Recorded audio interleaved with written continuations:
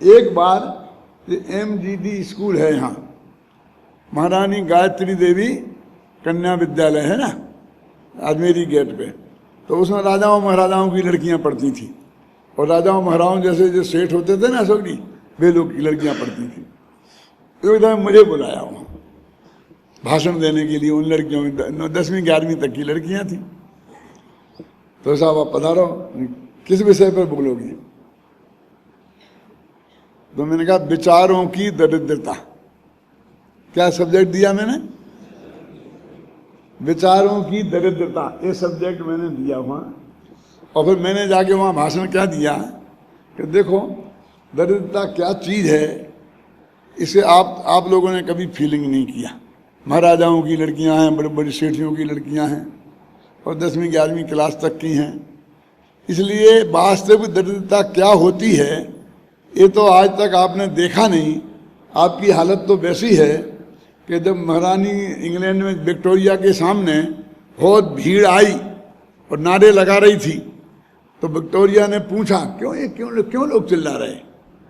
तो उनने बताया कि बटर एंड ब्रेड, वहाँ बटर एंड ब्रेड, इन्हें खाने के लिए रोटी दाल भी नहीं है, मैंने भूखे हैं। इनकी समस्या क्या है? बटर एंड ब्रेड, ये बोलते हैं वहाँ फ्रेज है। तो अच्छा, इन्हें बटर और ब्रेड नहीं मिलता, इसलिए तो ये बिस्कुट क्यों नहीं खाते?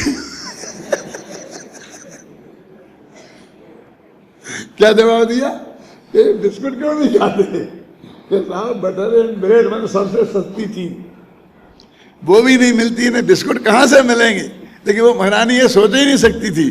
वो तो जब बचपन में कभी कभी घर में ब्रेड की व्यवस्था नहीं होती थी तो उसकी मम्मी समझाती थी बेटा बिस्कुट खा ले, तो समझ में आती है ब्रेड नहीं हो तो बिस्कुट खा लेना चाहिए।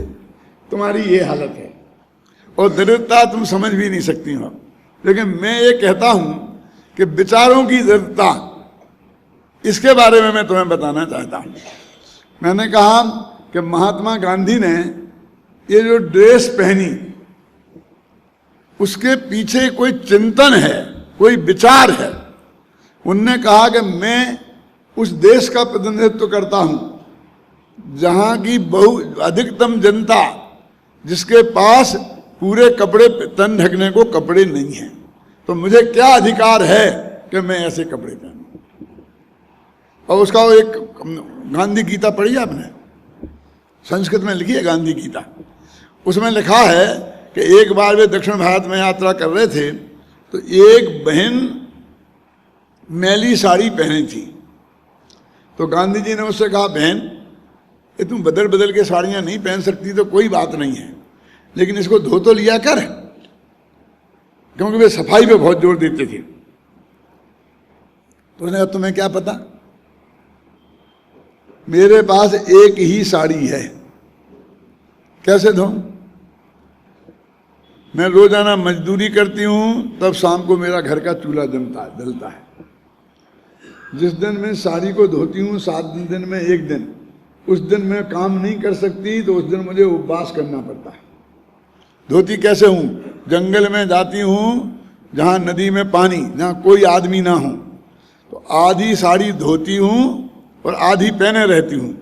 वो उसे सुखाती हूँ, फिर वो सूख जाती है तो उसे पहनती हूँ, फिर आधी साड़ी धोती हूँ, फिर उसे सुखाती हूँ। इसमें मेरा दिन निकल जाता है, उस दिन मुझे भूखा रहना पड़ता है। ये घटना देखकर उन्होंने नक्की किया कि मैं भी अब जब तक देश में ऐसी समृद्धि नहीं आ जाती मैं नहीं पीऊंगा।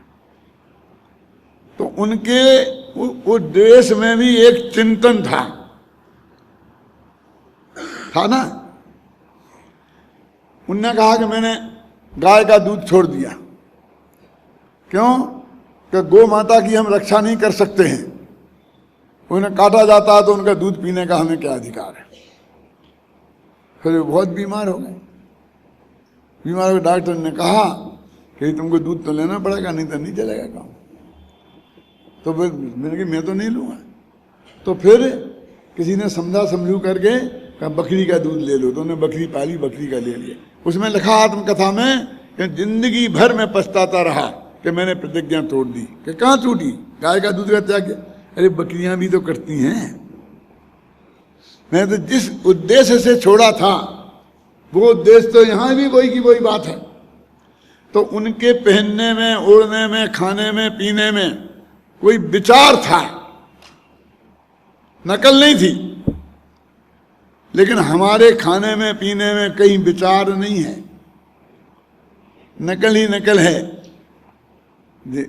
उस वक्त राजेश खन्ना कट वो कुर्ता चलता था। हम नेहरू कट जैकेट पहनेंगे, राजेश खन्ना कट कुर्ता पहनेंगे, टोपी लगा, सब नकल ही नकल करना हम जानते हैं। हम किसी ना, अरे कम से कम नेहरू गांधी की तो नकल करी, बड़े लोगों की तो नकल करो। नकल भी हम किनकी? ये नाचने गानों वालों की नकल करते हैं। ये सूट पैंट क्या है? ये 7 समुंदर पार के ये जो बाबू लोग हैं उनकी देश है जी। मेरे कहने का मतलब ये है कि हम विचारों से दरिद्र हैं। ये मैंने 1 घंटा तक उन्हें समझाया। मैं तो आपको 5 मिनट में बता उसका नमूना। अशोक जी, हमारे खाने में, उठने में, पीने में, बैठने में, पूजन करने में, हर चीज में हमारे जो विचार हैं वो झलकना चाहिए। हर काम हमारा विचार पूर्वक होना चाहिए। पूजन हमने की तो उसके बारे में हमें सोचना चाहिए और उसके बारे में अपना भाव अभिव्यक्त करना चाहिए। तुम तो पंडित हो, विद्वान हो, बन गए हो, पूजने बना सकते हो, क्या जरूरत है कि दूसरों से काम चलाओ। आदर्श प्रस्तुत करो, बढ़िया से बढ़िया चीज लाके प्रस्तुत करो। हर चीज में, अध्यात्म में, शास्त्र में, जो भी पढ़ते हो, हर चीज में हमारे विचार प्रतिबिंबित होना चाहिए। उसके पीछे कोई चिंतन होना चाहिए हमारे लाइफ में। और नहीं तो सारी दुनिया गतानुगत का देख देख के दूसरे की नकल। आजकल क्या चल रहा है, कौन सी साड़ी चल रही है, फलानी चल रही है, सीफोन की चल रही है, कौन सा कलर चल रहा है, बस खत्म। जो चल रहा है तो ये तो चल रहे वाले हैं, जो बहती गंगा में हाथ धोने वाले लोग हैं। बहुत लोग ऐसे ही रहेंगे, ये नहीं कहता हूं कि नहीं रहेंगे। लेकिन जो लोग वास्तव में अपने को में महानता का अनुभव करते हैं, महान बनना चाहते हैं, तो उनकी हर चीज में विचार झलकना चाहिए, चिंतन पूर्वक होना चाहिए, तब वो बात सही है।